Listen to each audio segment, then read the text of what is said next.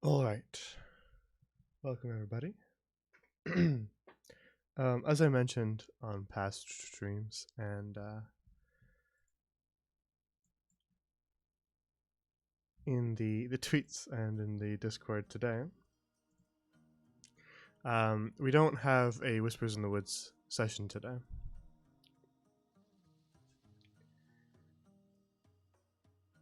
And so I thought that I would instead do something a little bit different and see if I could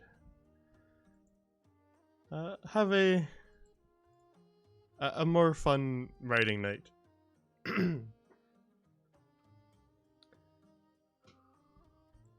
So the general plan. Hang on, let me adjust volume. There we go. The general plan would be to see if we can try to write a one shot, as much of one as we can, uh, tonight. Though I don't know if we'll get anything completely finished, and that's fine.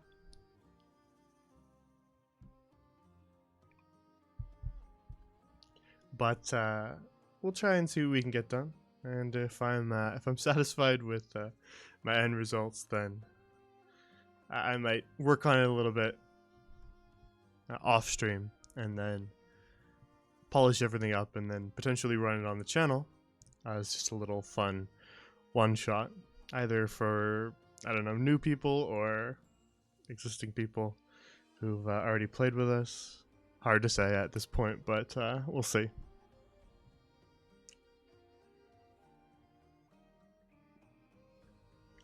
Do I have any other bookkeeping? I don't know if I do. I think Sunday will be normal for Caesar Sam, but it's a little hard to say. That group just has a few more scheduling issues than usual, but it's nothing I'm not used to, so it's all right. So I don't think we have too much bookkeeping in particular to do.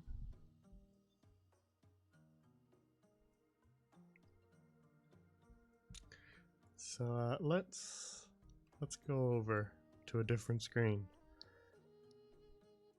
shall we? All right.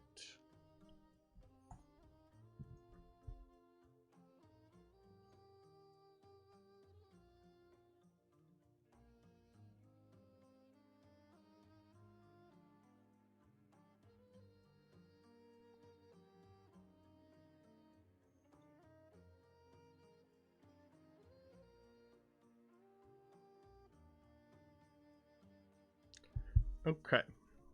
So I wrote up a little sheet here to try to see if I could generally structure something.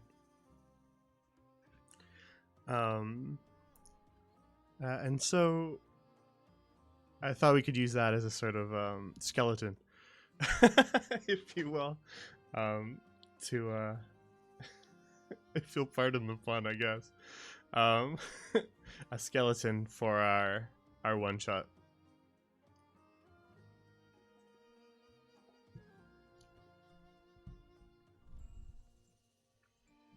Um, Now there isn't a hard and fast rule that says that one shots have to be a single session.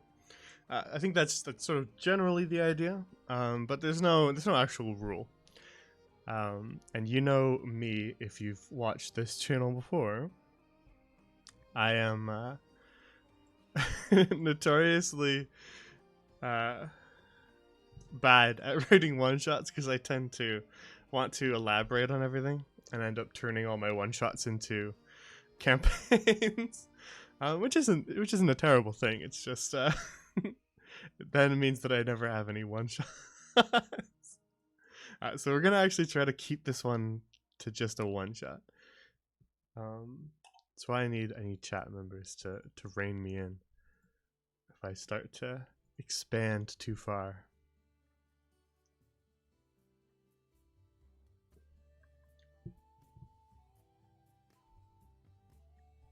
All right. So the general structure that I figured we'd start off with, we might add a few little other sort of headers as we go, but there needs to be sort of a basic call to action, so something that incites the party to have to do something, whether that be there's bandits near town or something like that. Go and get them. Or it could be something was stolen, go and find it. Things like that. Typically with a call to action, there's a call to action in every campaign. You need the party to do something, usually plot hooks and things like that. But the plot hook here needs to be relatively simple.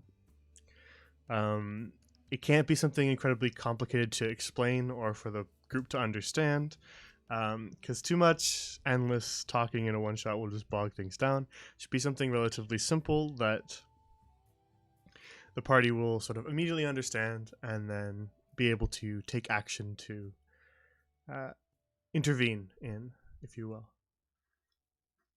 So we don't want them to spend all this time trying to figure out what it is they're supposed to be doing. We want them to just know what to do. That doesn't mean there can't be twists along the way or something like that, but we want them to have a general sense, a strong call to action right from the beginning, so that they don't spend time floundering around for things to do.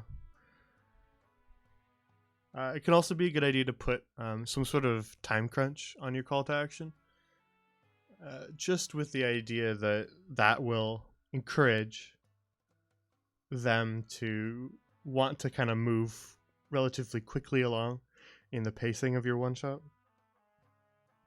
If it's just like, oh yeah, so there's something we need you to go get, but you can do it whenever, then they might spend ages just talking to every single NPC. Which could make the entire session just consist of that if we aren't careful. Now I would enjoy that, but you guys know I like my NPCs, so I would enjoy that. But we do kind of want to have some progression in our one shot, so a time crunch can be a good idea here. Somebody's going to get away with whatever was stolen, so we gotta really chase after them, or things along that line.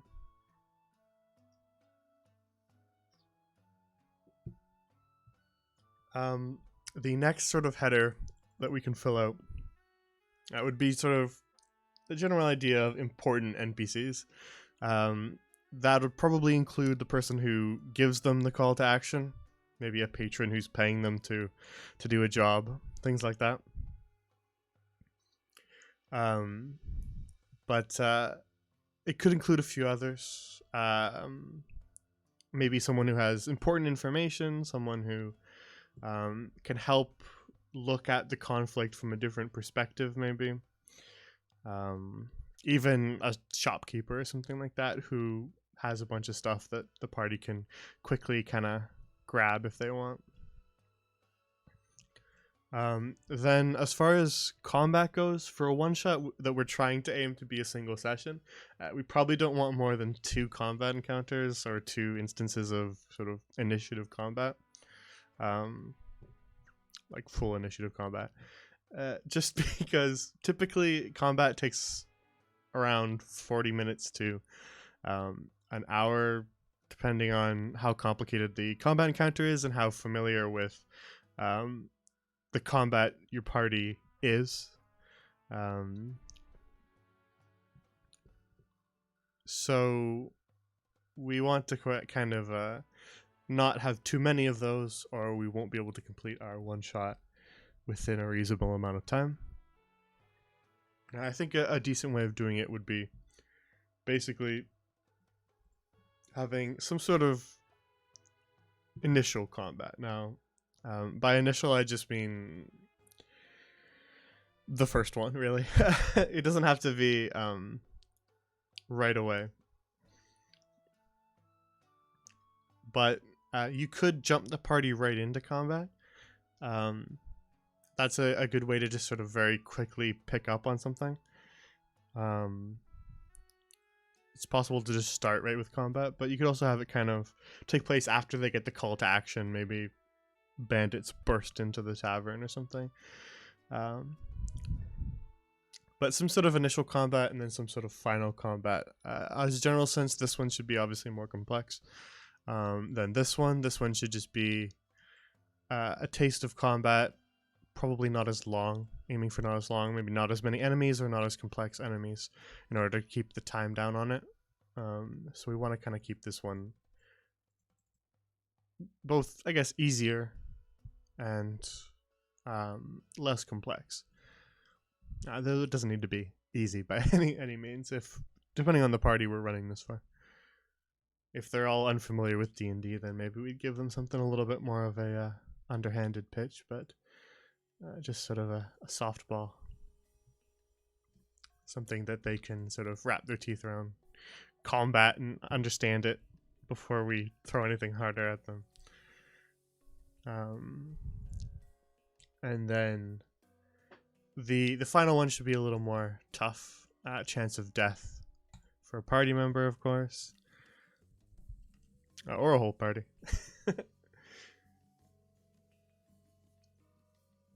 More complex, either more enemies or tougher enemies.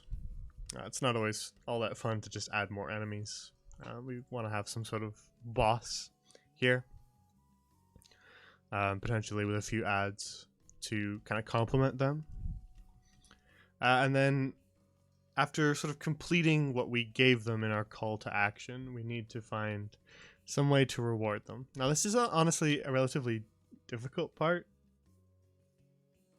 of writing one shots, because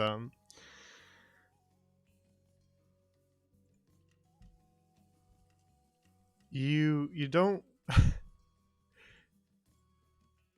you don't want to give them something that they'll never use, is I suppose the train of thought.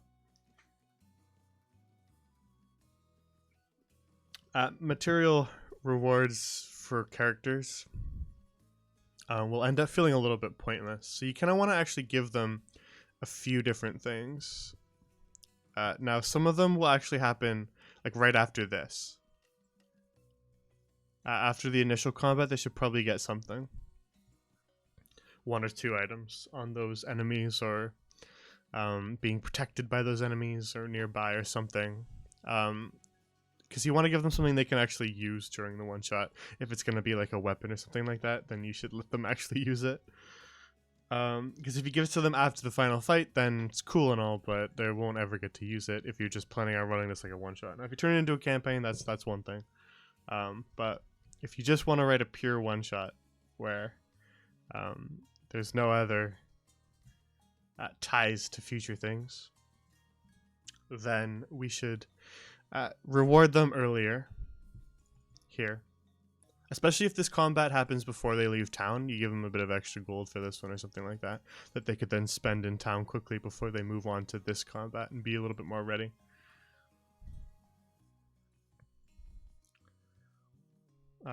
For the final one. And then end reward should also just be a general story conclusion as well. A satisfying conclusion that does not kill their characters.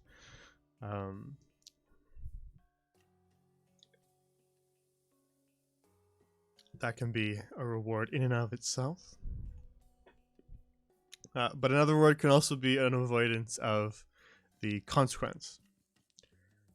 So if they were to, well, I guess the first case would be failing the entire one shot. Let's say the entire party wiped on the final combat.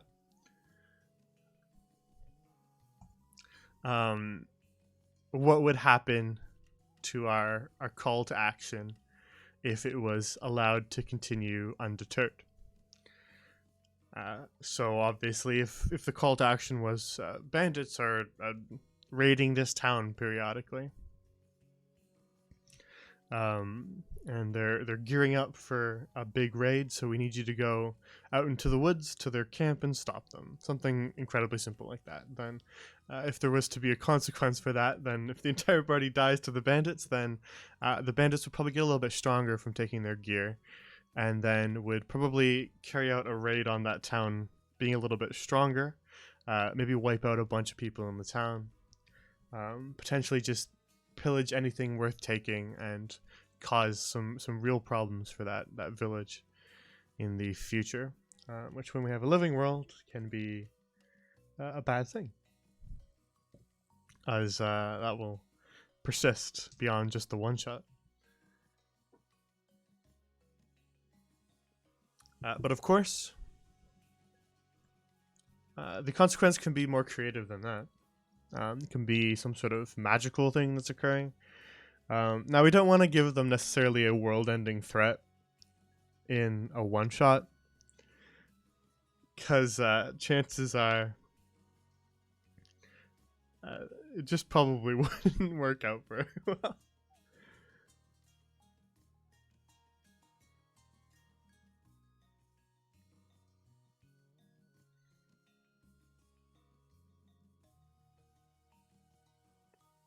Typically, with the world-ending threat, you want to build up to it, not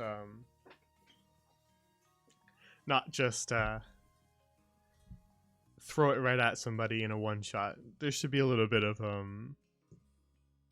pacing and gradual build towards something that major, so that it feels a little more satisfying. So that's why I would say probably not a world-ending threat here, but something that could then escalate maybe to a world-ending threat could be possible. Just off the top of my head, this is a very basic idea, but just some sort of mystical ritual is occurring, that a cult is trying to summon something, maybe from another plane, like a demon or something like that. And if they succeed, then they successfully summon the demon. If the party doesn't stop them, and then that demon could then spiral into consequences that get a lot worse down the road. So not just a general end game thing there if they fail, but something that could then worsen and cause a lot of consequences later should they fail would be another idea.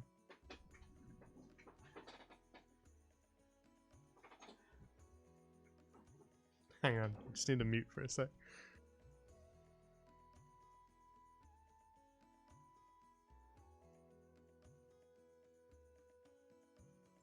Okay.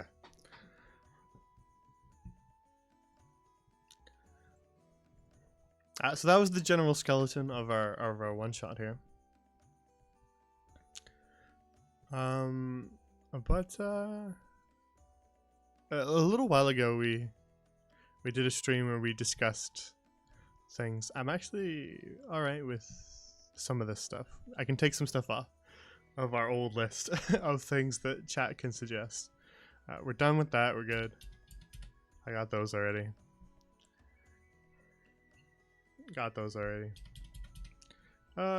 Still be nice to have a name for some forests if anyone has any good ones. And island names. There's a million of those, so we can always do with some of them as well.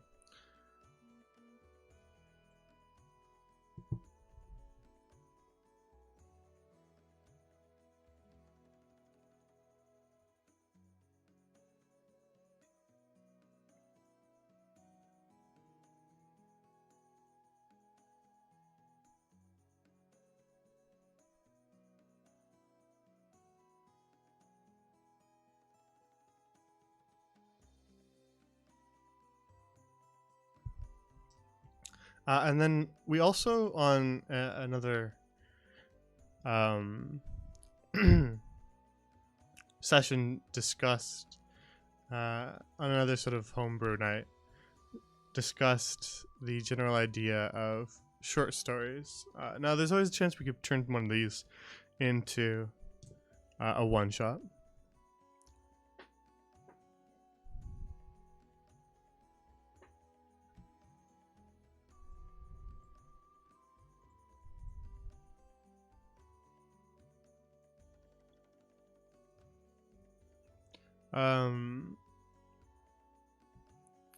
But we'd have to keep it relatively simple, at the very least.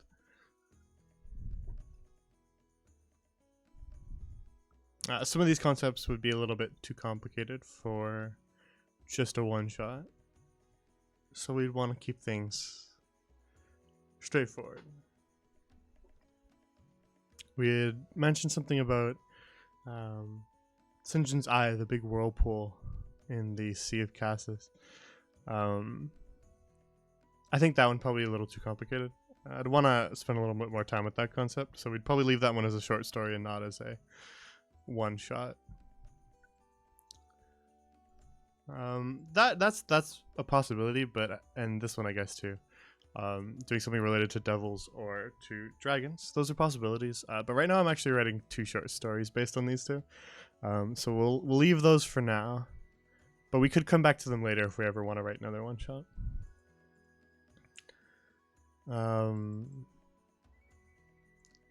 Something, I think Al suggested that one. Something Balroggy in the mountains. That might be a little bit too much, depending on. It would be a little too. We want to spend more time on it. I think is more the idea. We'd want to kind of build up to a threat like that and have a little bit more time with it. So I think we'd probably want to not do that one as a one shot. We could do something on Bleak Rock as a one shot, but I was also planning on writing a short story for Bleak Rock too. Just because I think it might be if we do run something, it might be the first exposure to Bleak Rock before an actual campaign takes place there. So I might want to spend more time on that one too. Same with the Spear as well. These are 2 areas that we haven't had any actual stream campaigns located in. So I think we'd probably want to spend just a little bit longer than a one shot in them. Though I'd say the Spear would probably lend itself to a one shot slightly better than Bleak Rock would. Bleak Rock is a little bit more, I guess, a complex idea. This is a little more standard medieval.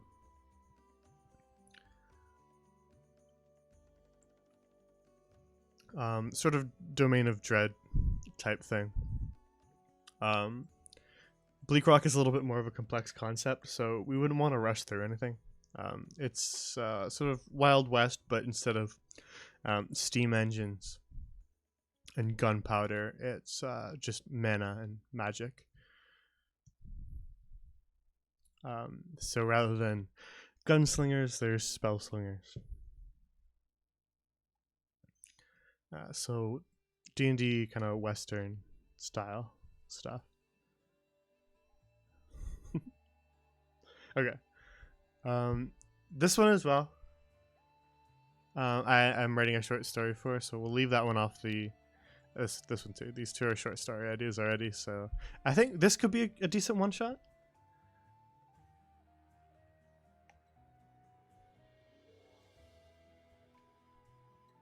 We could write something related to pirates, for sure.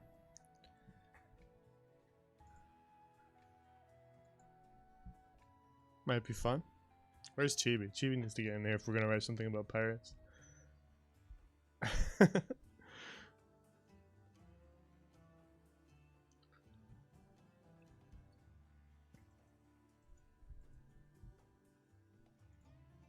That'd be a decent idea for just a one shot.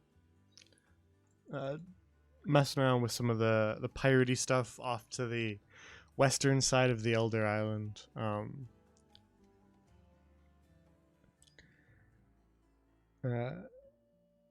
Sort of west of Carcassonne, and some of the islands out there. There's so many little islands that we could really just do whatever we wanted there. Lots of little stretches of archipelagos and things like that. So that could be for sure something we mess with. Could even be a more gray or evil aligned one shot if we really wanted to, with something like that.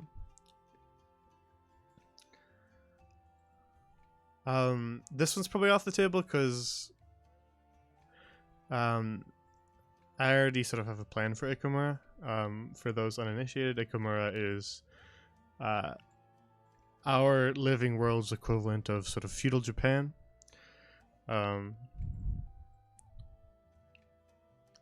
So we have both a campaign season planned there, as well as a short story too. Plus, it's difficult for me to make maps of this area due to limited assets of sort of a Japanese aesthetic. So the reason that I'd hold off on that is the reason that I'm holding off on doing campaigns and short stories there as well. This is another idea, as well as that one. I'd say pirate, giants, elementals are pretty strong, as well as just something basic that ties to one of the gods that maybe we haven't seen a lot of yet. There tend to be more popular gods just based on class choices. So,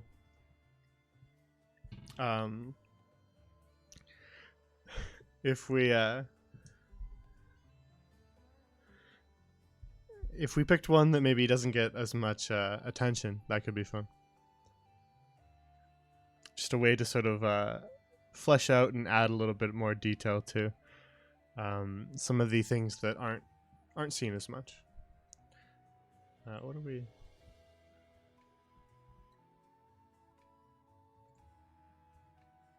So we got some. I say Brava gets a lot of play,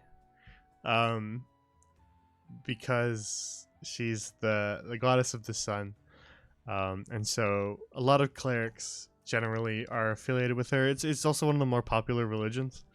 It's a religion of healing, and lots of places need healers. So there it ends up being a lot of churches in a lot of places. So she tends to be pretty popular. Hana, slightly less popular, but she's also basically the patron of all spellcasters, as she's the goddess of the moon, which is tied to magic. So patron of wizards for the most part, but extends to just magic and spellcasting in general. So she also gets a little bit of play kind of in every campaign almost. Athar, basically any druid.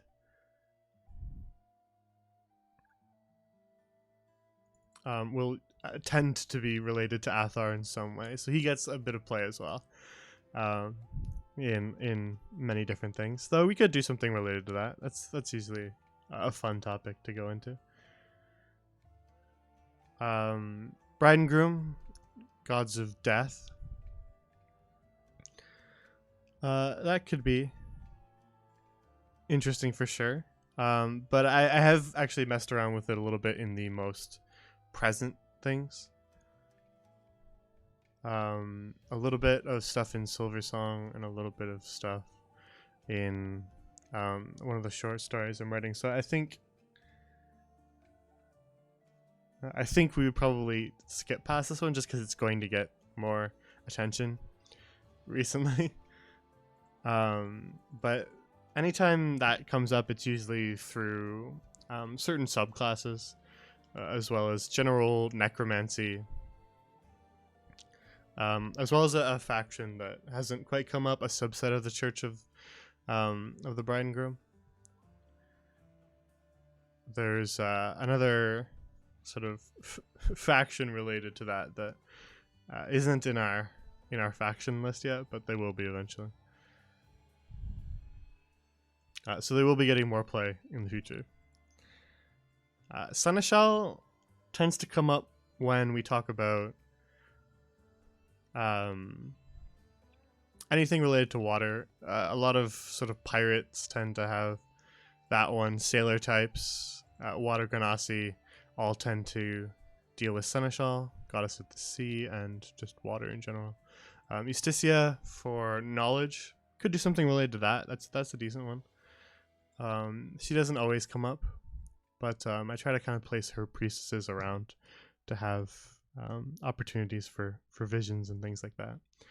Morningstar, I think, is one that could come up a lot more if we wanted to. That would be another idea. Morningstar being the goddess of god/goddess of war,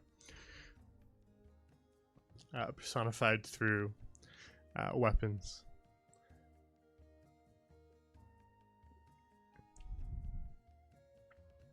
That could be an interesting one.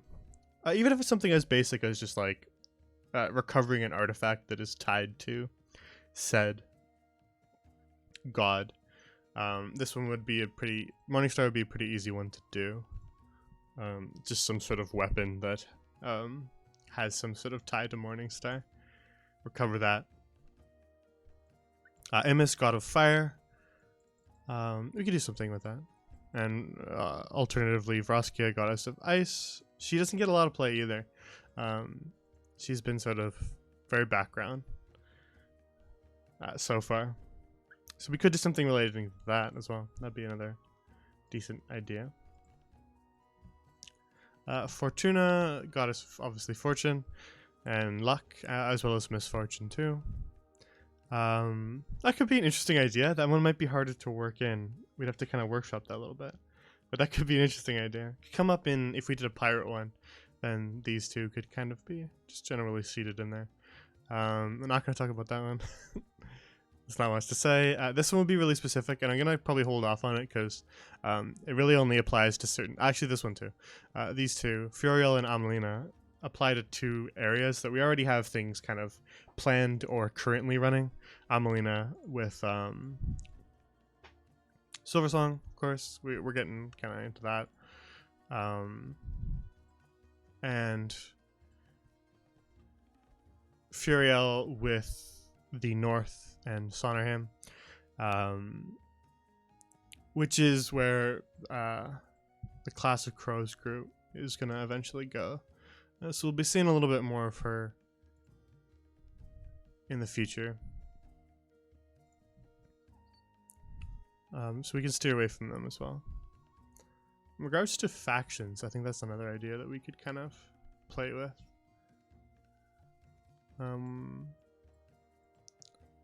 If we're doing a pirate one, these guys could tie in. If we want to do an evil aligned one, then these guys can tie in. The open hand could tie into a more gray / evil aligned one shot. The honest men as well could probably do that, but these two might require us to be a little more tied to a larger city, which might not be the best environment for a one shot. Might be too much to explore. Might get too sidetracked and make the session run too long. We could do something related to the Arcane College, because I have wanted to do more things there. But I've also tried... I went back to look at some of the older maps, and we can make maps so much better now that I want to like overhaul the college and make it look much better, which might take me a long time. We're doing renovations here. We're doing renovations at the Arcane College, so... but we will have to have those done eventually for more Class of Crows stuff. So once that's done, then we could do a couple, either short story or a one shot at the Arcane College of like just some other students, just for fun. Because I think that's a really fun setting, and it'd be a shame to not explore it more than just within the bounds of a single campaign. And I know there's a lot of people who want to take part in a setting like that, so we'll have to try to run more things. We could do a one shot and a short story even, just because I know that that's a very popular one. The magical school setting tends to be very popular. Especially since Strixhaven will come out relatively soon. So there might be some interesting ideas in there that we could play around with. Because I'm certainly looking forward to reading that one. I think that'll be an interesting one. These guys, the Sidewinders, could be another more gray aligned thing. That could be kind of fun. And the Rangers, of course, are a really easy one to write for. Because all we have to do is just... There's a monster somewhere. It's harming people in whatever town. You are newly recruited Rangers for whatever division. Go fix it. That's a pretty straightforward design. So they'd be pretty easy to work in.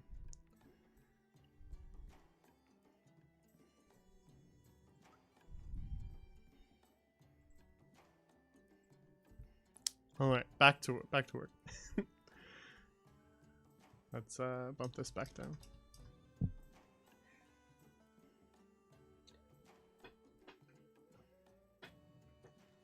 Okay.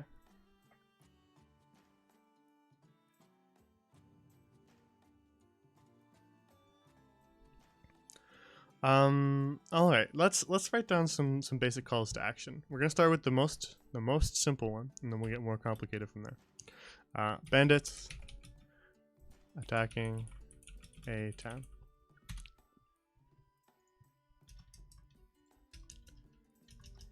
All right. Let's spread these out a little bit. Give us some more room. Stolen artifact.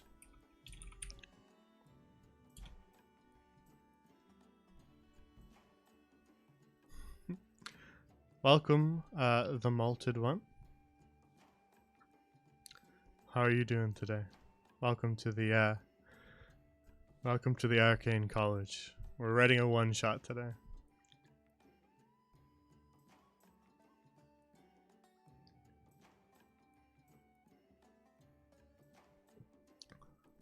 That would depend on who Orcus himself is.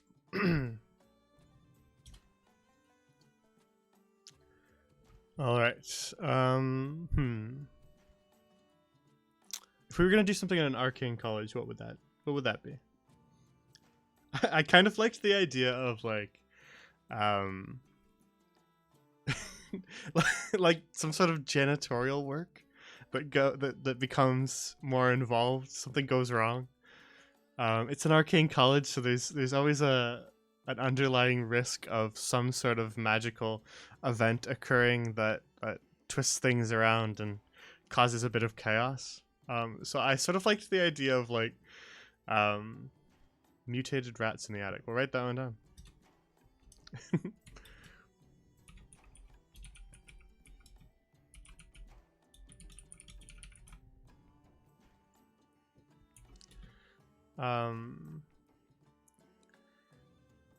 Yeah. I've actually I've honestly used that encounter in another campaign in Silversong. They went to like an underground alchemist's lair where they were almost like sort of like a hidden drug den, if you will. And there had been rats that had been chewing on their alchemical components in their cellars and storage rooms, and it caused them to mutate. But I actually really like the idea of each of the rats having like, or each of the, it doesn't have to be rats. Maybe if we've already used rats, it could be something else. But each of them having a different magical specialization based on these schools of magic could be interesting. I want to write that down. That's a good idea.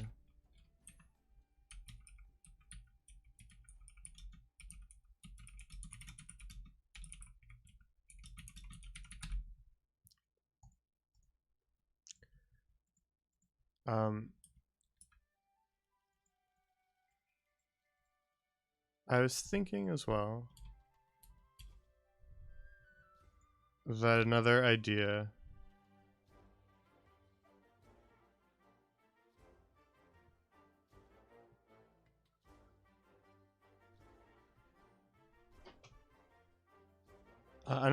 could be some sort of magical accident that ends up opening a portal to another plane, and then something spills out.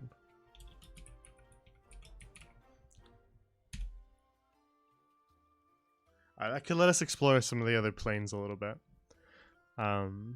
without having to take a full endeavor right into it right off the bat. We could do one of the elemental planes. We could do something weird from the astral plane.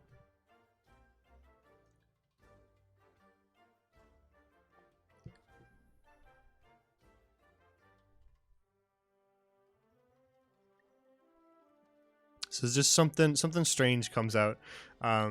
We want to have the portal kind of seal itself up again relatively quickly so that the party doesn't jump in there and turn a one shot into a year-long campaign trying to get out of a plane of existence like that.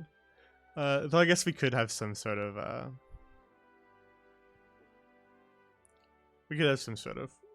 teacher come and rescue them. That could resolve that a little quicker, I suppose, if we wanted to. So I guess we could let them run off into another plane. Yeah, that's what I'm saying. Any player would definitely try to jump through a portal, so we'd have to have some sort of way of resolving that without saying you ran off into another plane, you died, the end.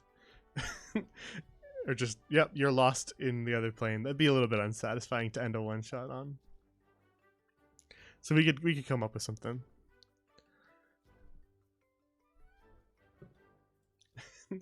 I guess we could always just let that consequence sit. Yeah, you jumped into the other plane. You're gone.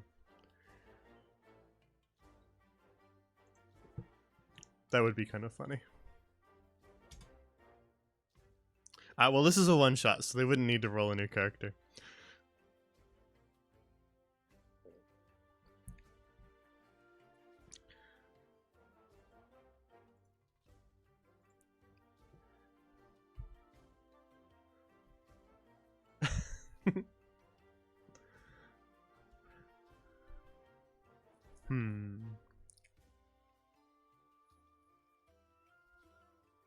We were talking about something related to pirates earlier, because there's a lot of room for island exploration off the western coast of Carcassonne. And the Sea of Cassis area in general would have a lot of islands in it, so there's always opportunity for some sort of either treasure hunt or battle against another pirate crew or something like that. So there's definitely a lot of room there that we could do with the one shot. And yeah, the malted one. I was saying at the beginning of this stream, before you arrived, that I'm notoriously bad at writing one shots because I turn all of them into campaigns. I start writing a one shot like, oh yeah, it's fine. We'll just keep it nice and simple, and we'll have a nice little conclusion, wrap things up, and then as I write, it just eventually is like, oh, but then we could also have this idea, oh, and then this idea as well, and I just keep adding and adding and adding and adding and adding, and then basically it becomes a full campaign at that point. And so we're trying with this stream, we're trying to limit ourselves to just a one shot. You guys are supposed to be here to limit me, because I won't be able to.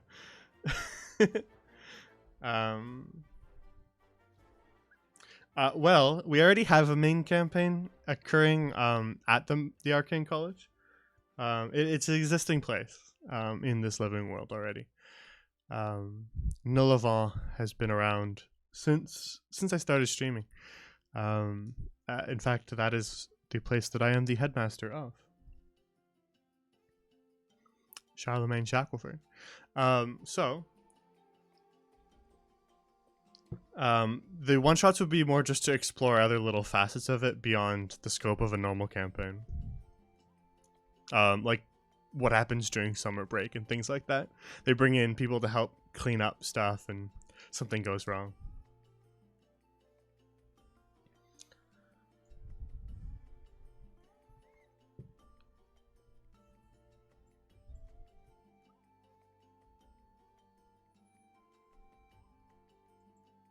So if we're doing pirates, pirate, it could be a treasure hunt.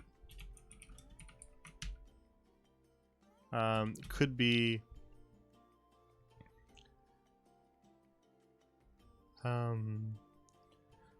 maybe like a revenge story, if we wanted to go more gray with it. Or could be like a pirate hunter kind of thing, if they didn't want to be pirates, but let's be honest, if it's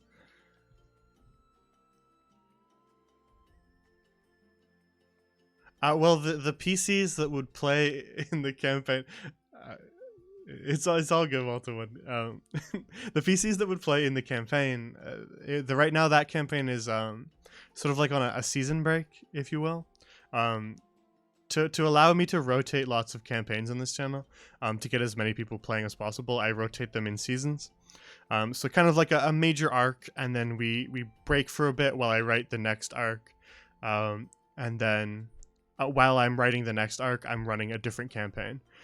So right now, the Arcane College group is on a break, and then they're gonna come back, and do their season 2. And their season 2 is actually sort of a trip abroad, so they won't be at the Arcane College a lot. So actually, if I was going to run something at the Arcane College, it wouldn't be that same group. So it wouldn't be their characters from the one shot; it'd be entirely different players.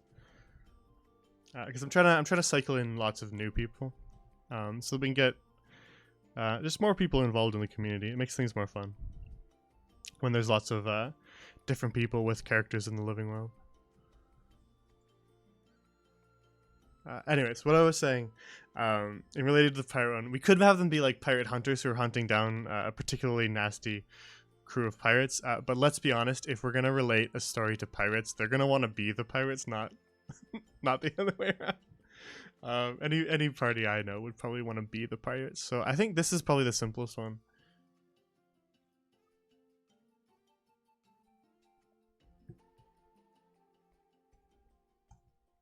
Could be an interesting idea. You're right.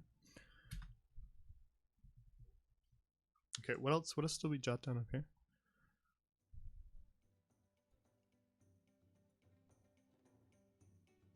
Some idea. What could we do related to giants?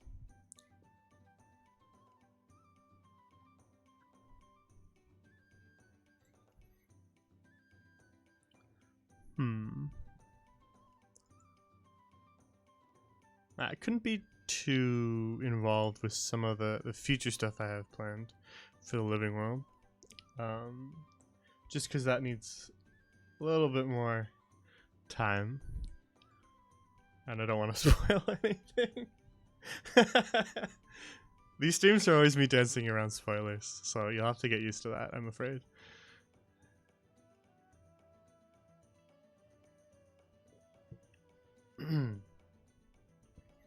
But we could do something relatively simple with a giant. It doesn't need to be a particularly major giant. The giant could almost be, doesn't even need to be like the villain. He could be the patron who gives them the call to action. Giant needs something done. What would a giant need done?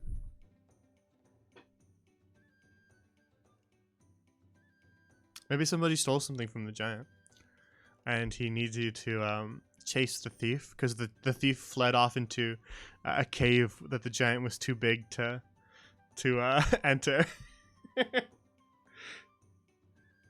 And so he promises them something from his stash if they run off into the cave to go get the guy who took it, who took something from him. That could be a fun idea.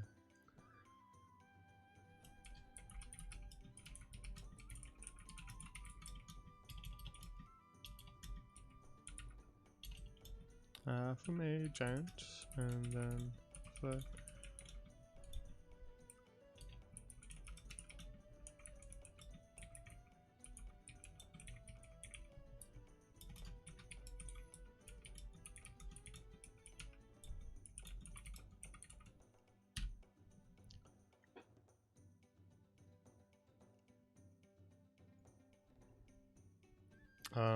Janitorial work at the Arcane College. There is a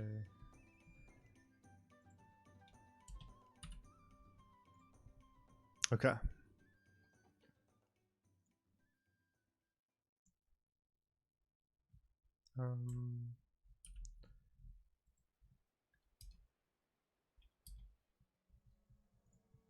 let's put that here.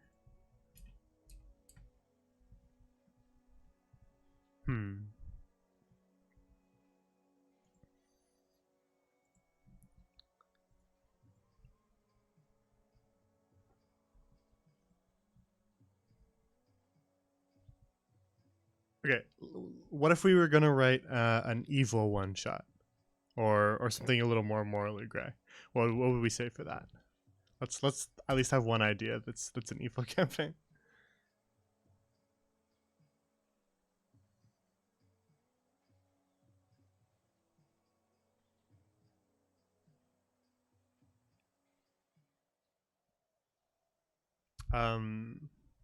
Actually, let's separate them out a little bit, and we'll just jot down a couple quick ideas.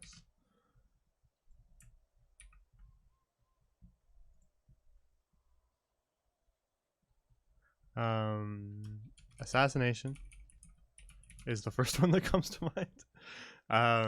A job given to a group by the open hand to just go kill somebody. Now we could have the person, we could make it a little bit more gray and less outright evil if we had the assassination target be not a particularly nice person. We could kind of curb how evil that is based on that. If we wanted to kind of pull back a little bit from a straight up evil campaign or an evil one shot.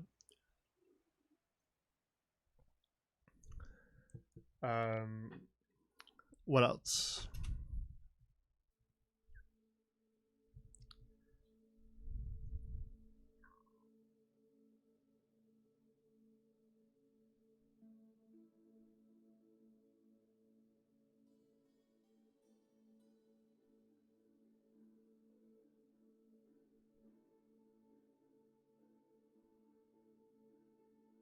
Yes, when I said not particularly nice, I was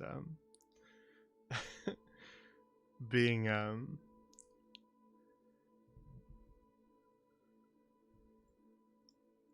little on the light side of that. Yes, I meant the person they're assassinating has a separate evil goal conflicting with another person who wants him dead, which would make this just bad people killing bad people, which tends to be a little less outright evil than something like this guy runs an orphanage, but we've been hired to murder him, so we're going to do so. That would be a little bit more strange.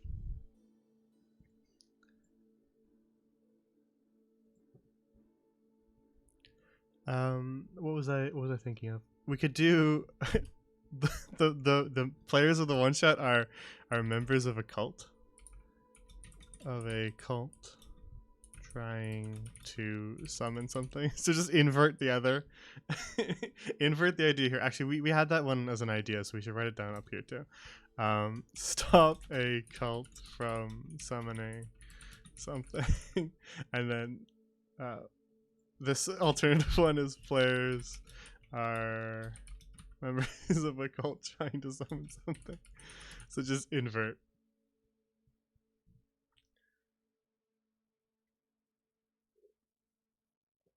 Invert that one. And then honestly, if they operate under the assumption that that they are evil and that they know that they're bad people, that one could be fun to play with, as long as the players who take part in this one are aware that they are villains and that they will probably need to be thwarted at some point, just to have, you know, a dramatic story. Then we could use them to set something up in the future. That could be interesting.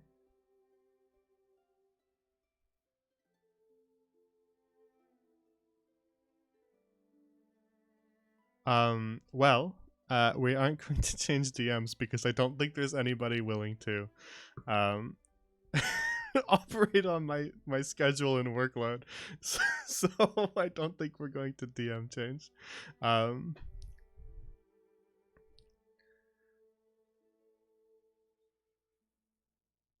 Yeah, there is some wild stuff on D&D Beyond Homebrew.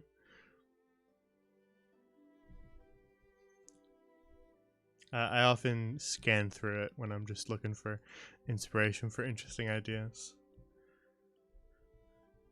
In the vein of grey and evil things, we could just have that be sort of a pirate-related thing. That's pretty big, but you get what I mean.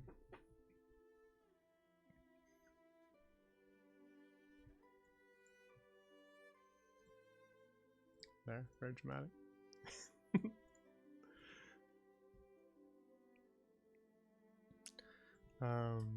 Assassination. Some sort of like political political overthrow of a some sort of prominent figure. So we did already kind of do we did already kind of do that with the the brass hand. They did kind of already accidentally, well, semi-accidentally do that. So I'm not sure they knew what they were getting into when they did it.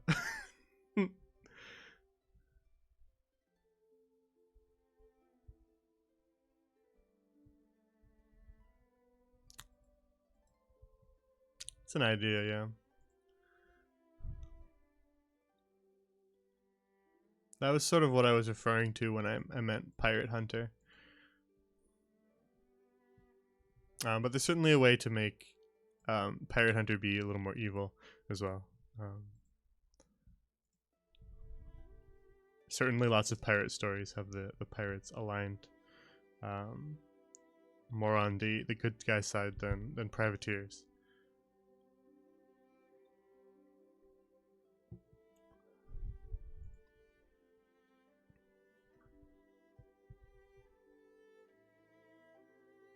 In the same vein as this, it could just be players are thieves, bandits,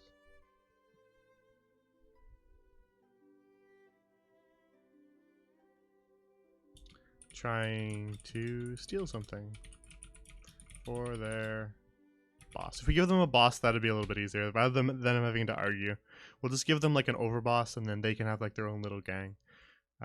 So someone gives them a job, basically. It doesn't have to be boss or patron. Maybe somebody just hires the thieves to steal something for them. Could be another idea. Then the one shot is basically them. They case the joint, and then they have to do the robbery, and then there's some sort of twist part of the way through the robbery, and then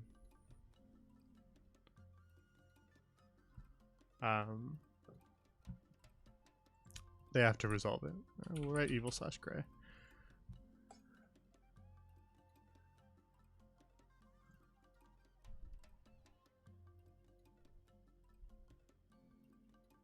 All right. Is there one that we particularly like that we could run with for now?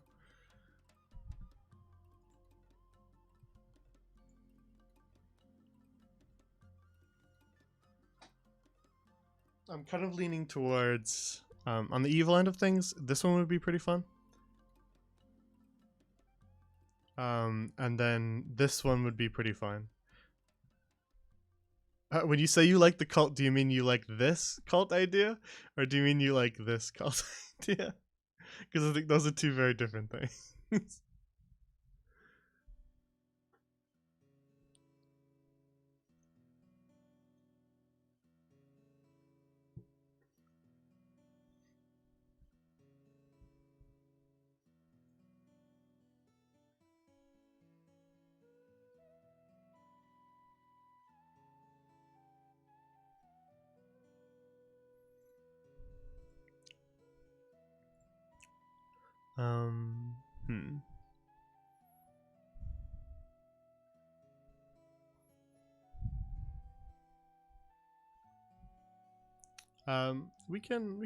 We'll go on maybe with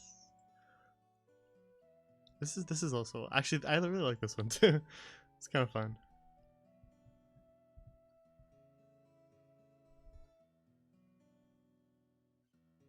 I suppose. Problem is with something like that, um,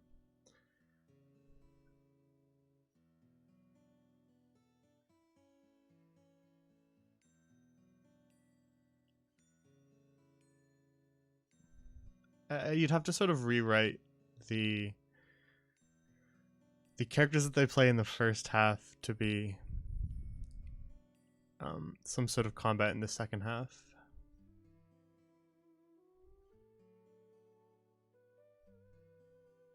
They couldn't be just straight up D&D PCs. They'd have to be a little more. They have to be adjusted to work better in combat. 5e is not designed to have standard PC versus PC combat. It'd be too flip-floppy, I guess. They could just get completely wiped and have it feel a little unfair, or it would be way too easy. It's not particularly balanced for that, so we'd have to sort of augment them at some point.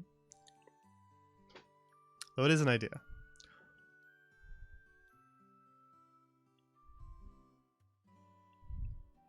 The other thing that I would say maybe to think about with that is it might be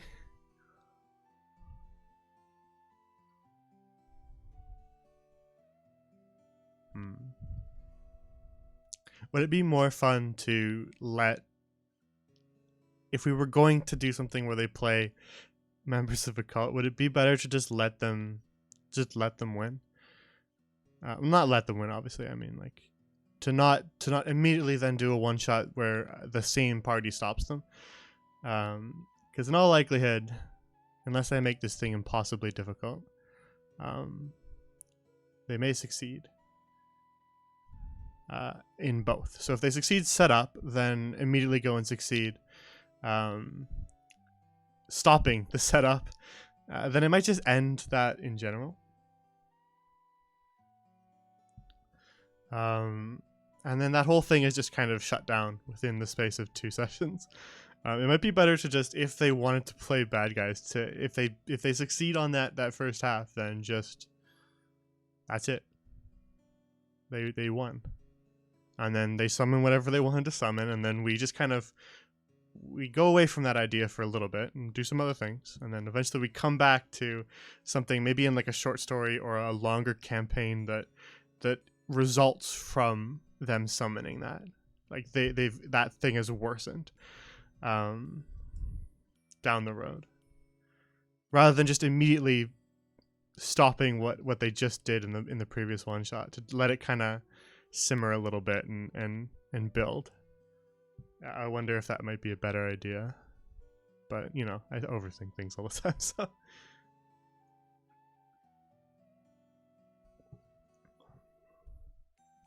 I think this one would be a pretty straightforward one. We could probably run with that one tonight. But all these are pretty good ideas, so I'm going to actually keep probably all of them on the back burner.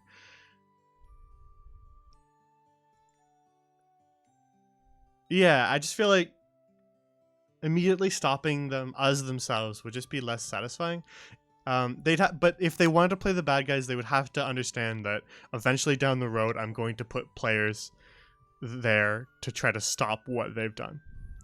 It could be them, but the way the schedules work, it has to be potentially also able for it to not be them, because you never know how busy people will be. So you always have to kind of accept that it may not be them who does that. But I think it would be a fun idea to let players try to negatively impact the world, even if eventually some players are sent to stop said threat. I still think it'd be kind of cool to have something like that come up that you personally caused. I think that would be interesting.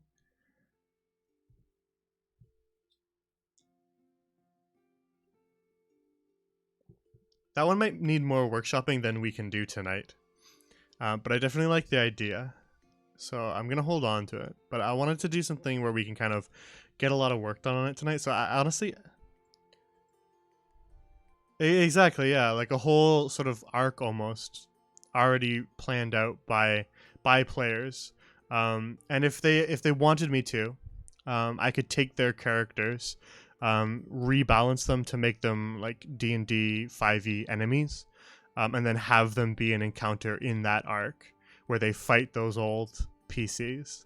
As long as they understand that, I'd make them aware of that by the get-go. If they were going to play in this one shot, they need to understand that there's a very strong likelihood that I will make players fight their characters later on, so that they don't get too attached to your characters. They will be fought eventually. But I think it would be fun to let like a one shot inform villains later on down the road. And then whatever they summon can be the final boss, but maybe they're either adds in the boss or an encounter kind of before, like a mini boss before the boss. I think that could be a fun idea.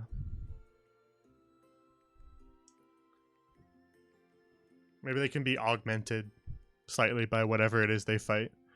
It's given them new powers that makes them a little more kind of deranged or monstrous. Kind of based on whatever classes they were playing. Might be interesting.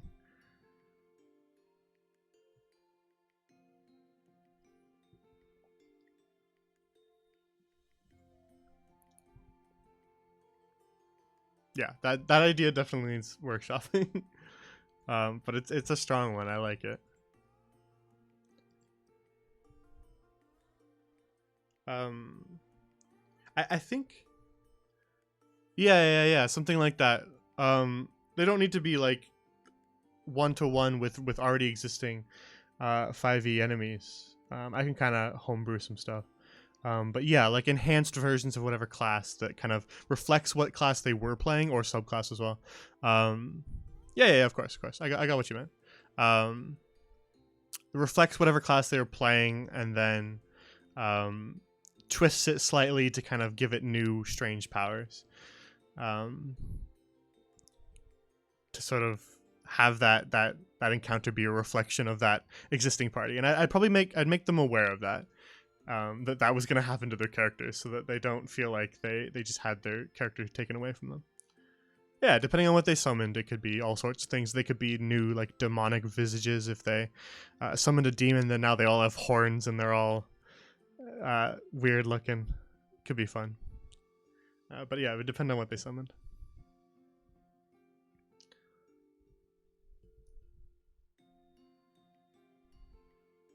But yeah, again, that idea needs workshopping. So if we want to continue with an idea that would work for just tonight, if we were gonna write something very simple for tonight, to try to get like more done down this road, I think actually this one might be kind of good for that.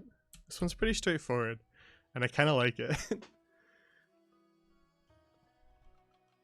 It's kind of the slight twist on the normal that kind of works for one shots. Typically you'd be like going to maybe stop a giant from doing something, so I kind of like the idea of like inverting that. We could also make it not necessarily a giant, could be something else that's big. It could be troll or something like that. Ogre, cyclops, whatever we want. But I think this one, it just works well for like the simplicity of it. Yeah, it would definitely probably be stronger than the party. So they won't want to fight this giant. But let's carry forward with this one for now. Let's highlight it. Let's keep going with this one and see if we can brainstorm some stuff out. So obviously the giant would be an important NPC. And then what type of giant? We would have to think about that as well. One moment. Let me... Oh. My bad. Yeah, that's an idea. But we don't necessarily have to make him incredibly imposing. He could just be also really lovable. That would make them not want to fight him as well. He could just be a nice guy, just like a hill giant who's just really nice.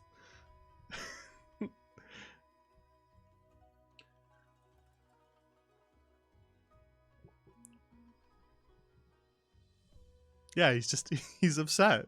So he got something stolen from him.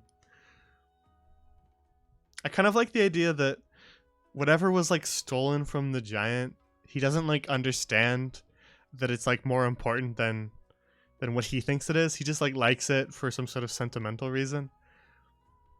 But the thief stole it because it's like some sort of like genuinely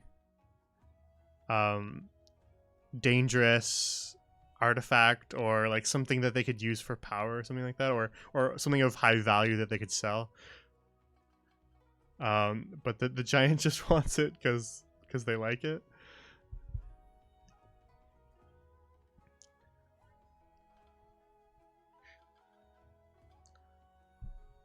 Okay, one moment. I'm just gonna switch to this screen.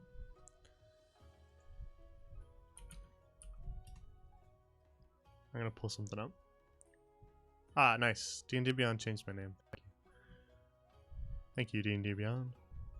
Much appreciated.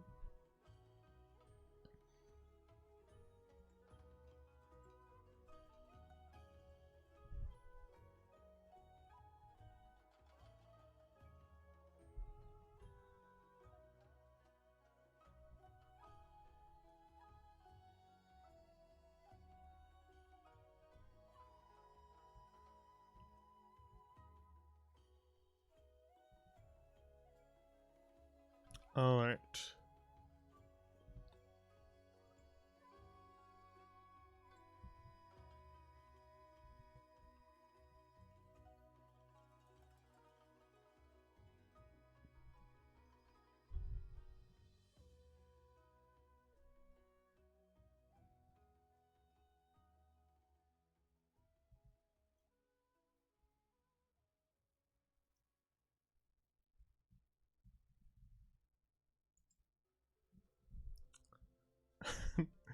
Let's take a look at some giants, shall we? We can start them by CR if we want.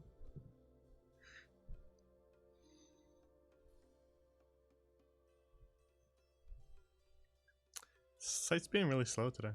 It's unusual. Alright. We could have it be a child, I guess.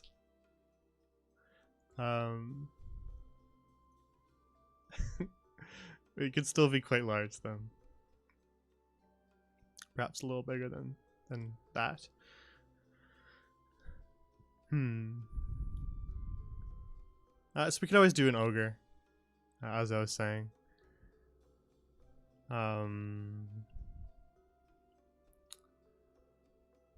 Or an Etten, I guess. Could be an option. Two-headed. I guess that could be kind of fun. Depending on what party level we start them at. If we start them at something like something a little lower, then they won't want to fight an Etten regardless. We'll just ignore that. I don't use those anyway. Could be a hill giant. We can start with that.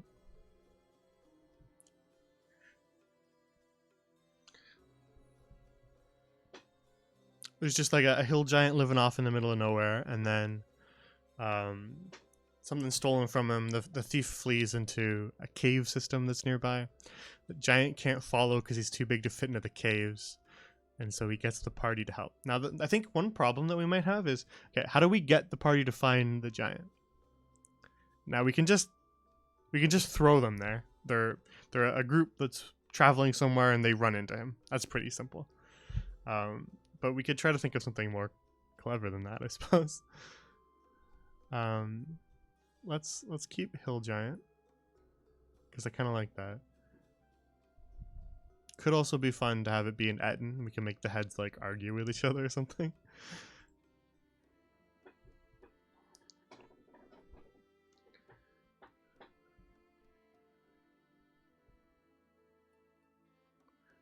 You could make it a troll. I don't think any party of the level that we'd send them at would want to fight a troll.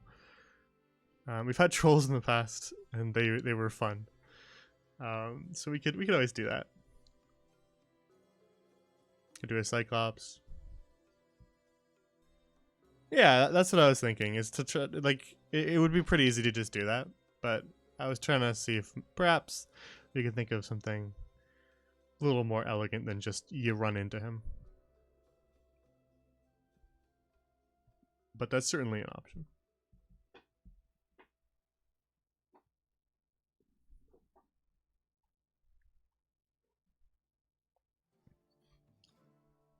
Yeah, this is why I don't have one shots. You're seeing it now. Yeah, this is why I need you guys to keep me in control. Because I'll be like, all right, so here, first off, we need, and then we'll just spiral from there. So yes, this is why I need you guys to help me write just one shots. We could set it somewhere a little northern and have it be a frost giant or some sort of ice troll. Let's just take a look at some of them, and then of course cloud giant's an option. All right, I don't think we want to go too much higher than that. So we'll just leave it right there for now.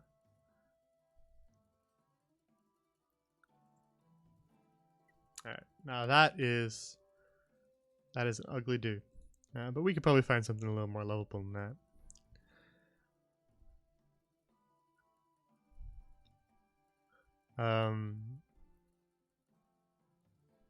Yeah, I think that's definitely the simplest option, is to just go with hill giant, blunt and direct, little concept of deception. We'll ignore the desire to just kill everything.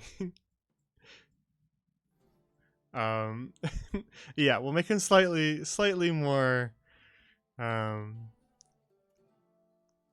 neutral than a typical hill giant. Because I don't really pay much attention to alignments anyway. They're limiting more than they are enhancing. So we'll do something. But if we could make it an Etten, that could be fun. And they could argue with each other.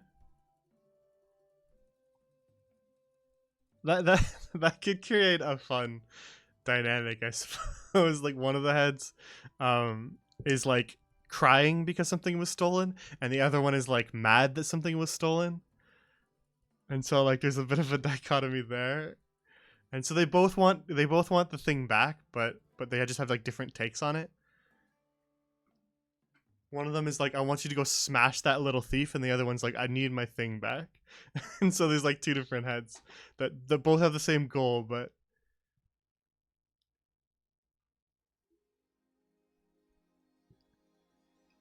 yeah, maybe the mad one was asleep or something, while the other one was awake. So the upset one saw the thief, told the other one. So the mad head wants you to go kill the thief. The sad one wants you to go get the item back. And so then, yeah, this one, the mad one's slightly frustrated that this one is blubbering too much to explain, and so it sort of takes over and starts explaining. That's kind of a fun concept for an NPC. I think that works pretty well.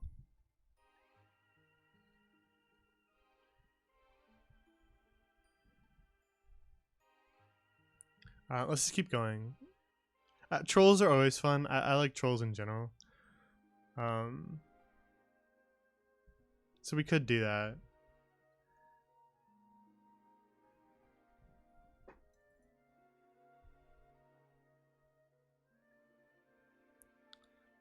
Cyclops is another option, but I feel like the Etten is just more interesting than something like that.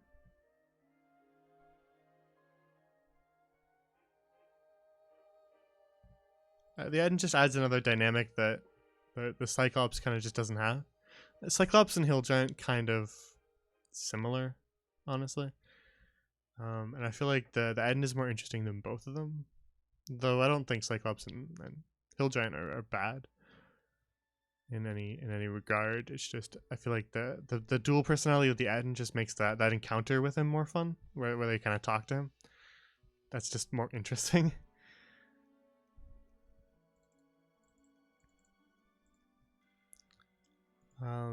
Frost Giant. I think we'll probably pass on Frost Giant just because I want to do something with Frost Giants later.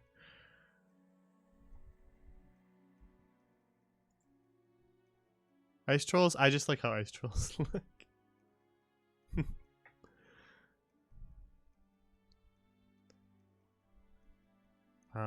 But we probably need to make it a more northerly one shot if we did that.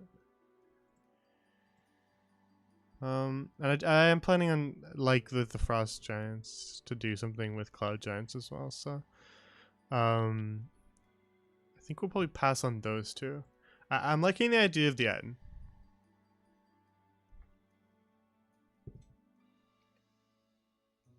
I think we'll go with the Etten for now. Okay.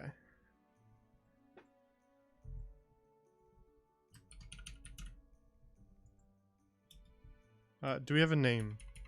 A little space there for a name. We need to name the Etten. We can have two different names too, I guess, if we wanted.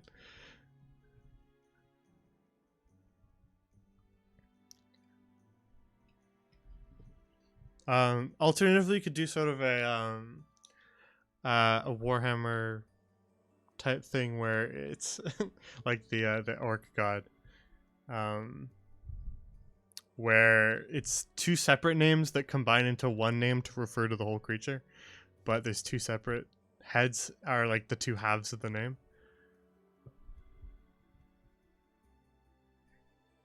That could be a fun idea.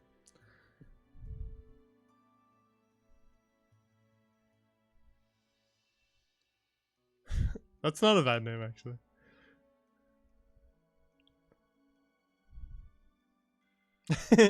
That's okay. The next NPC that's important is the thief. So we do need to get to that eventually.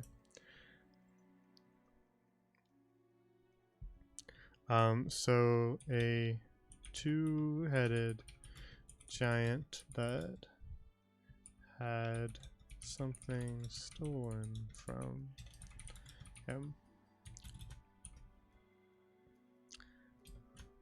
One of his heads is angry about the theft and wants the party to kill the thief.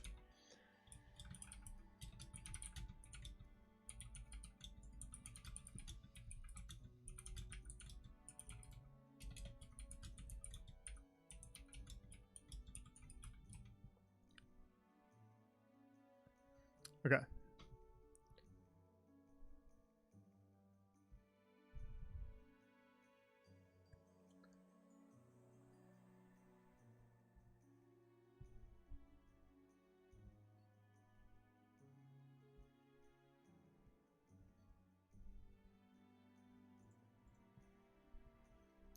I'll write that Oliver Daniel Seuss.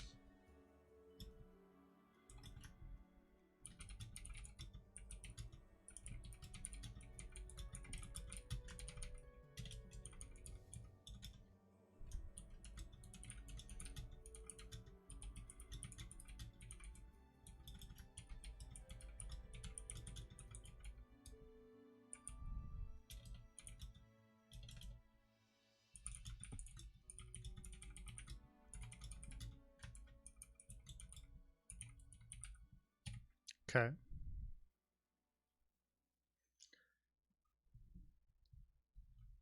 Honestly, with something like this, we don't really even need anything. We don't need many more NPCs, really.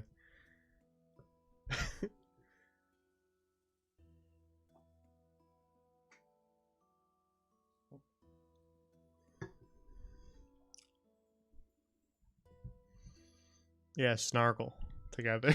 That's what I was gonna say. Yeah, that's fine. I'll. Hello, Gift of Gabby. How are you?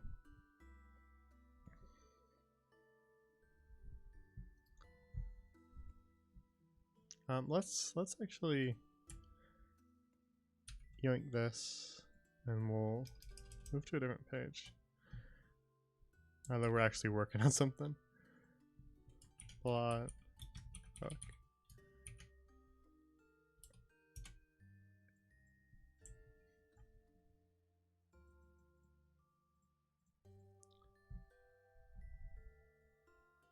This will just be our ideas section so that we can keep things straightened up.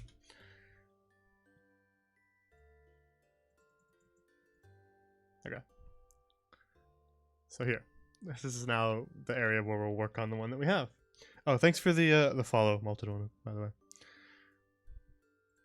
All right.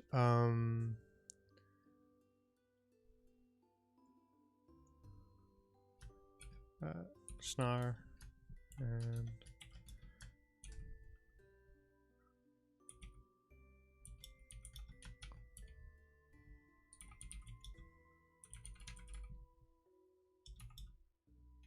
okay. we'll operate with those for now. But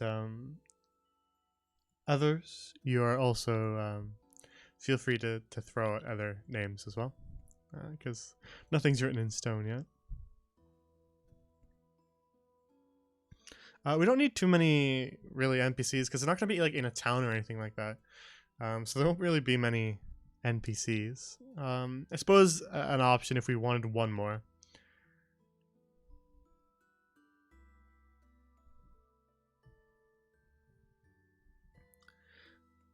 If we wanted one more NPC, it could just be like some sort of weird thing living in the cave. Some sort of like goblin or other related creature that's not particularly like evil.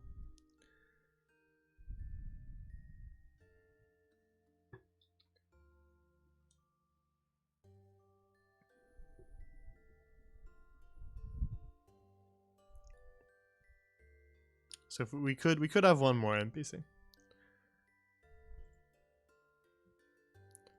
So I presume the final combat would likely be some sort of altercation with the thief.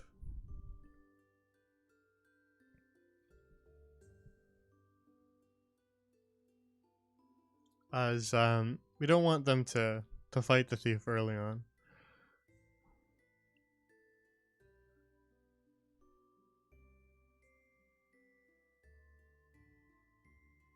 And then just immediately leave with the item.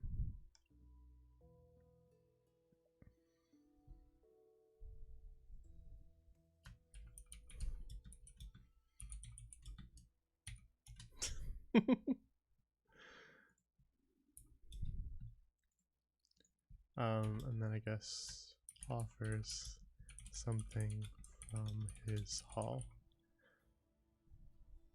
Consequence.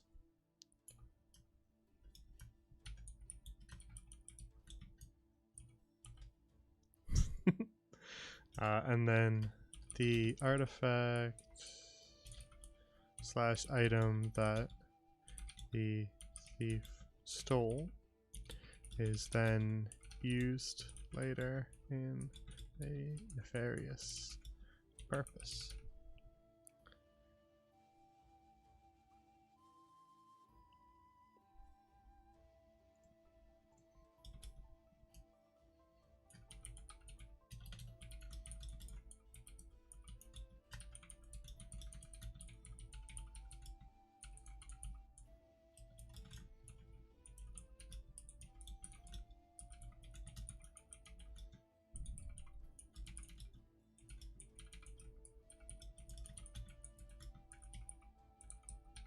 That's another idea. The Eden could step in a way down the line campaign that takes place in a similar area and just like come in and help the party with the combat encounter. Could be a fun idea.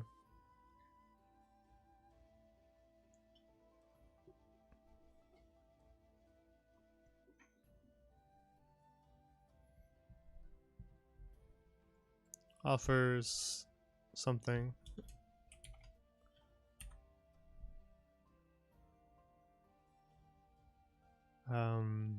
Either straight up gold or items.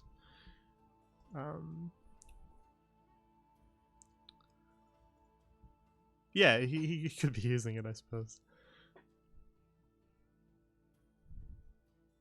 I do sort of like the idea of this item being relatively safe in the hands of the Etten just because he doesn't know what it is. Therefore, it's safe in his hands because he won't use it for wrong purposes. Because he just doesn't know that it does anything. He just likes how it looks. It's shiny or something. I do think that that's kind of a fun idea.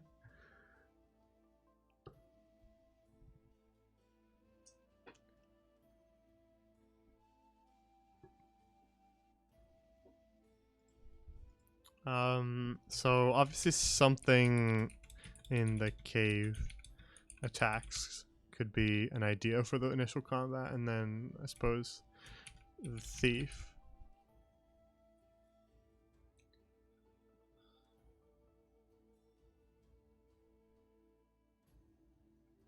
Now, if it's just one solo thief, that's not much of a combat encounter for a party of 4. He will likely need something to make him more interesting, because if it's just one dude who is a thief, he's probably not the kind of guy in the position to fight 4 people at once. So we'll have to think of some way to make that creative.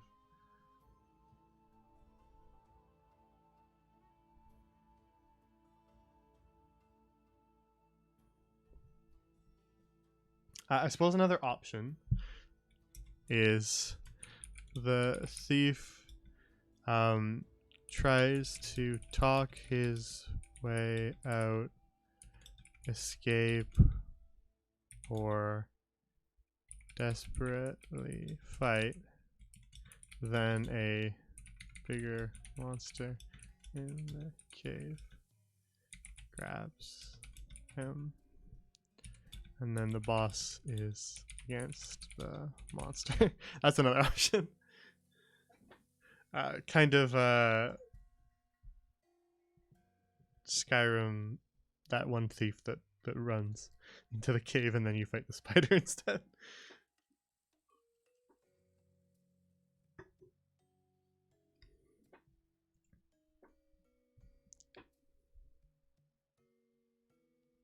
There's definitely somebody who knows exactly what I'm talking about.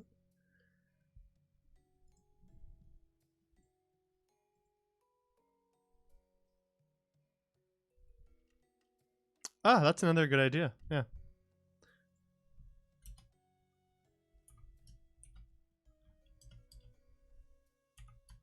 Item is some sort of summoning thing. We'll just leave it like that. It could be like a staff, it could be scroll, it could be a ring, could be anything. So we'll just say a thing for now. That summons a creature to fight, and then the thief himself is a part of the fight.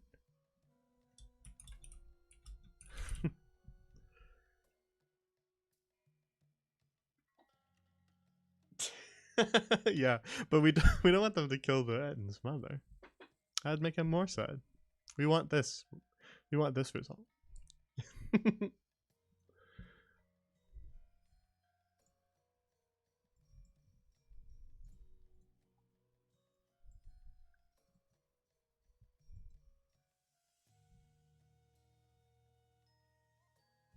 All right. So, what about the initial combat? This can be completely unrelated to the actual plot. It's just some sort of monsters that live in the cave that attack them, just to give them a bit of combat when they enter the caves.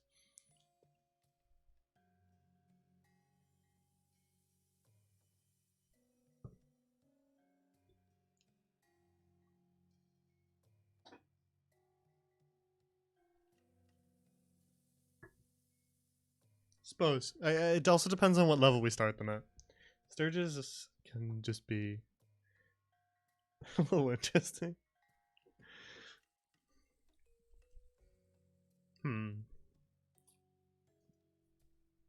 can design our own creature too. We don't need to use 5e monsters.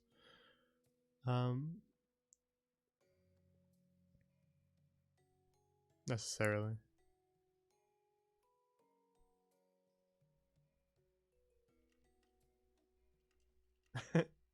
Yeah, it's another idea.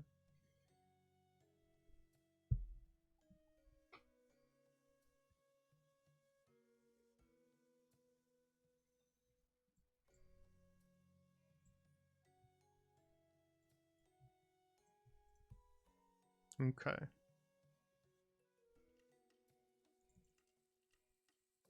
So when the item comes back, if they screw it up, when the item comes back, then the thief could have like sold it off maybe, or he could be still using it himself. Either of those are options.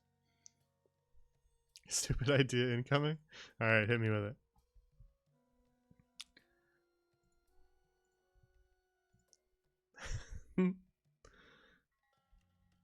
Domesticated house cat lich. For which one? For the initial combat or the final combat? For the thing that's summoned?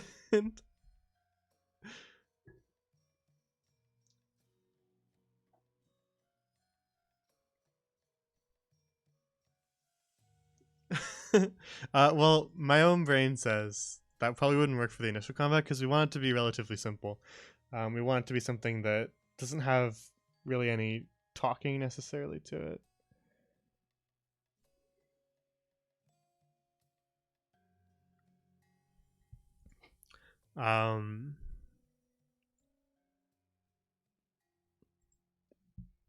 Something that just, yeah, we're attacked by something, we need to fight it off.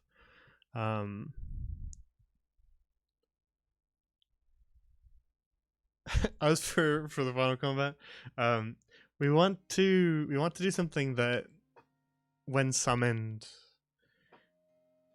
players can see how that might be a threat. And I feel like if we summoned a house cat skeleton, then they would all just want to pet it. It would not be seen as a threat at all. Judging by how Cindersnout went in the most recent Silver Song session, where they just played fetch with him and pet him, which is what I expected. But that would be probably the reaction.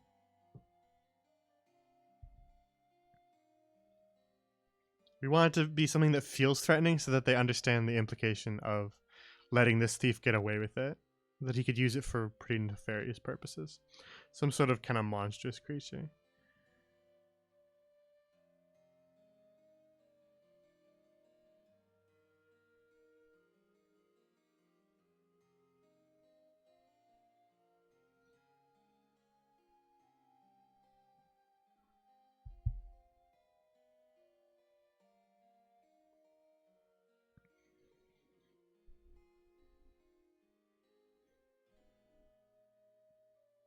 I suppose, but I think that what that does is just sort of drag the focus away from the Ettin.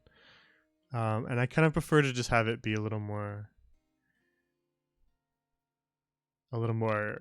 focused in on the Ettin. But I think that could be an idea for a different thing. That could be fun.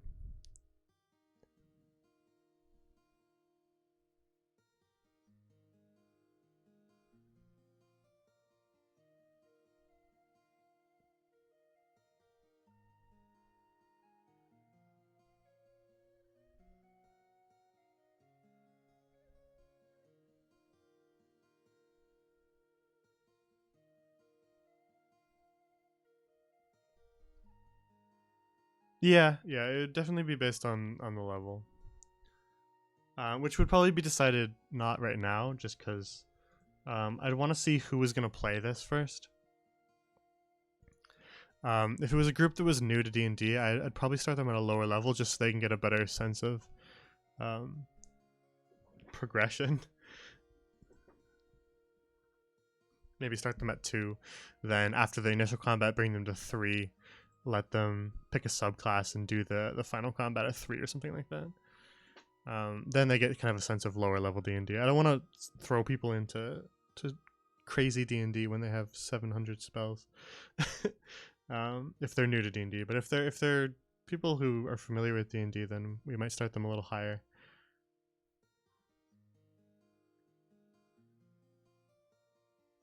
So yeah, we probably wouldn't decide that. But if we had a really good idea for some kind of monster here, then you can throw it out, because throw it out to the to the chat, not throw it in the garbage, because I can always homebrew. I can homebrew a monster that fits whatever CR we want it to. Never read the PHP. Level 20 wizard. Yeah, high level stuff is just kind of a mess in 5e. So we like to have a little bit more progression around these parts.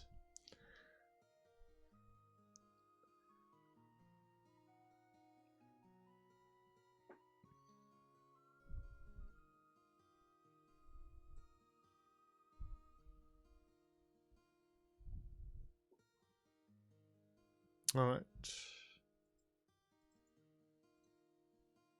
So pretty good. Do we have any other like categories we need to cover? Let me just jot down the other thing I was writing up here. Could have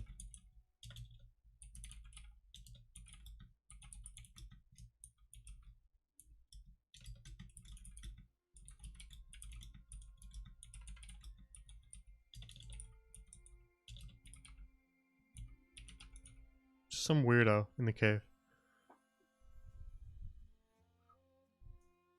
Some weird little goblin who can sell them strange items. Might be fun. Just for fun. We'll give them some starting gold. And then they'll run into some weirdo who just wants stuff like that. Right there. I have to be honest with you guys. Right there, my DM brain just went, oh, and then side quest, and I had to stop myself from saying it out loud. Side quest. I was about to say that, oh yeah, and then the random NPC in the cave, like he wants a specific type of mushroom in the cave, and if they go get it, then he'll give them items for free. Stop. One shot.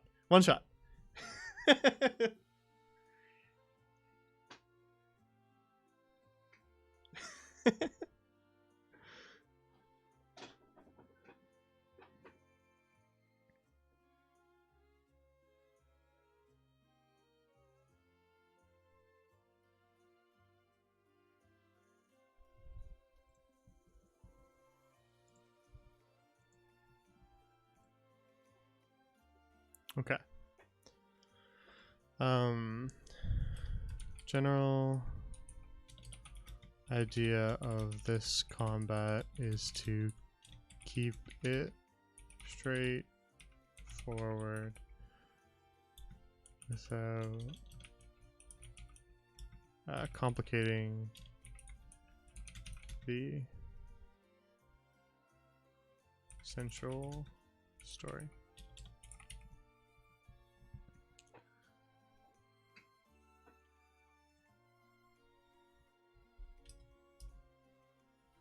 Okay.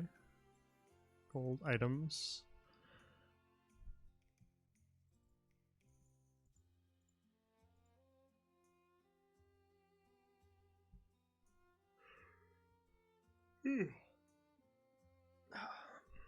All right. Honestly, it's pretty good. I like this. We'll definitely run this on the channel at some point.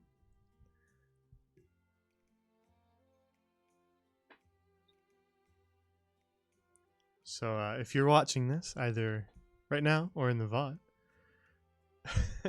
and if you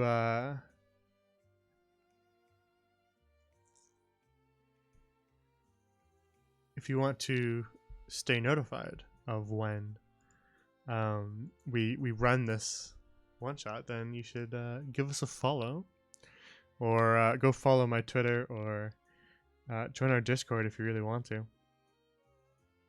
I can get the links for all those. Exclamation mark Discord, exclamation mark Twitter, all those sorts of things. If you're looking for the links to those, just type that in the chat, and you're all good. Have I ever had a player ask if there were 300 pounds of apples available? No, but we've definitely had things along that same vein.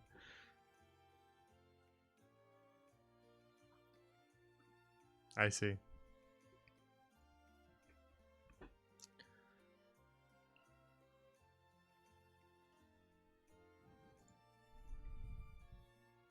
Here.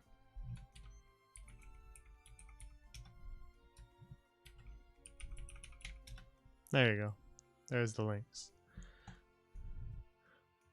Are you taking off, Molten One? If so, then have a good night. Thanks for participating. I was actually probably going to wrap up soon anyway, as it's like 9 o'clock. And we've been going for a good while now, 2 hours. So I was going to wrap up because we actually kind of wrapped up on things. The only thing I was going to ask is if anybody had a good name for it. Oh, yeah, I am going to wrap up. The last thing I was going to say is, does anybody have a good name for the one-shot?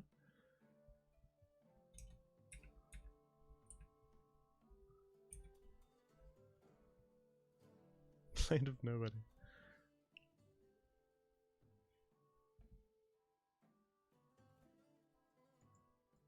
I was thinking that, but just something very simple. Gives a general sense of what's happening. But doesn't spoil anything or too much of a descriptor. Just something kind of elegant. But I'm very picky about my names, so.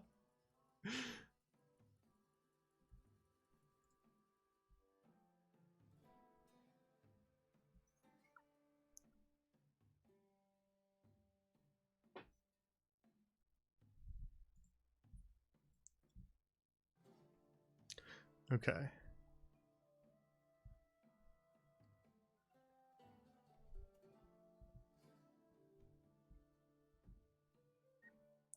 All right.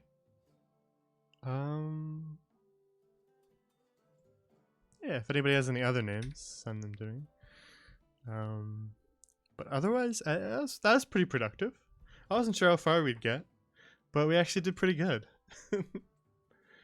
I managed to rein myself in and stop massively expanding on every idea. So, I think this is a pretty decent one shot. Probably be about like 4 hours or so to do, but I think we could get it done.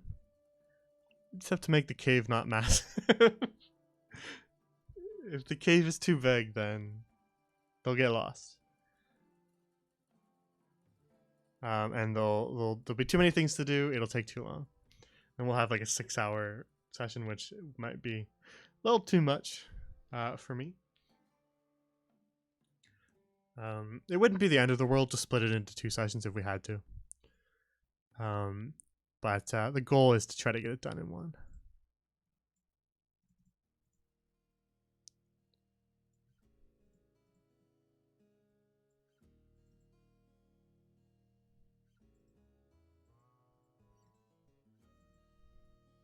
Okay.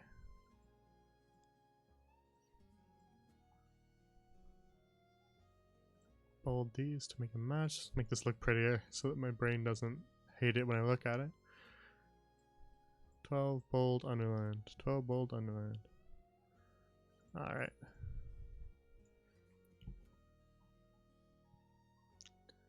Yeah, I like it. We'll keep this one. And then we'll just do the same thing with some of these other ideas later on. If we ever want to do another stream like this, I think we totally can.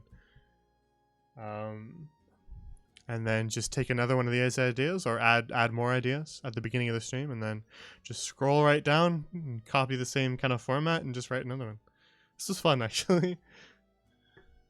And I think we came up with something pretty good, so I'm definitely going to run this on the channel at some point.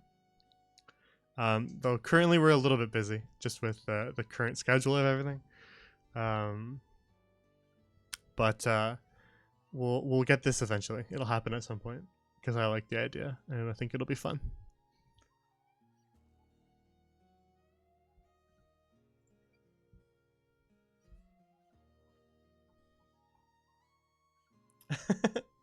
They're not all happening at once. for reference, we cycle through. Hearth and Home is sort of resolved, and may those characters may come back later, but at the moment it's resolved. Silver Song is current. Whispers and Caesar Sand are the current 3 that are happening. The other ones, Fresh Meat and Classic Crows, are in between seasons. So when Whispers or Silver Song ends, we'll bring back one of those too. And then there's also new things that are going to be added as well. So yeah, the schedule is busy, but we might do the one shots kind of in between. And yeah, we often are looking for new peoples, so it all just depends on how things work out, because the schedule can be a little bit hectic at times. But yeah, that's why I'm doing the short stories and one shot thing, because I know that not everybody has the kind of time to commit to basically a year-long thing, because these campaigns take a while to do. So the short stories are for people who don't have the time, as well as the one shots as well. And I also think they're good ways to kind of introduce people to D&D who are completely new, which is I like to look for people who have never played D&D. I think that there's often a lot of people who had a lot of interest in it and have maybe consumed content related to it, like Critical Role or Adventure Zone, things like that, in that vein, and sort of enjoy D&D and the idea of it, but have never actually gotten an opportunity to play it, just because maybe they didn't have any friends who were into it in real life. So I kind of look for people like that who've never played before but really want to try to give them an opportunity.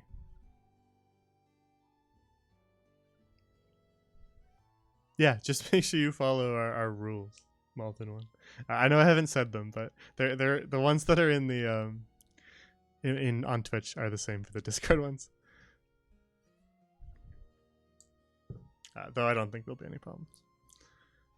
I've been meaning to actually make those pop up when people join the Discord, but I haven't gotten around to that yet. Just with the current campaigns keeping me busy.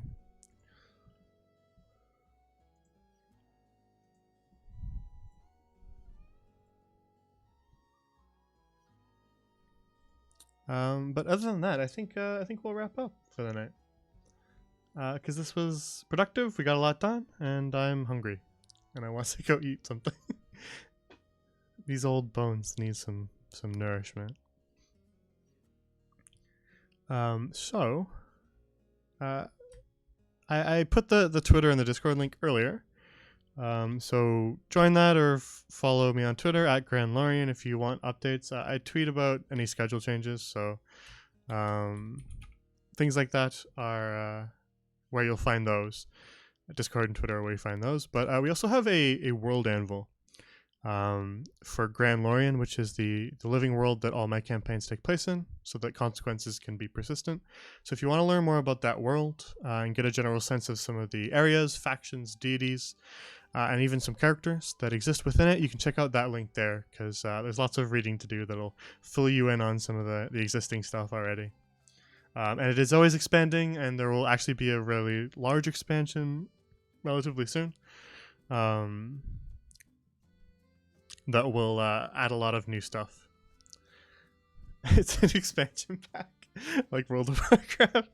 But yeah, so go check that out. We also have an archive, so if you ever want to go back and watch campaigns that have ended, or older sessions, if you want to go back and like start at the beginning of one of the currently running campaigns, you can do so on the YouTube channel, which is just GrandLorian on YouTube, but there's the link for you.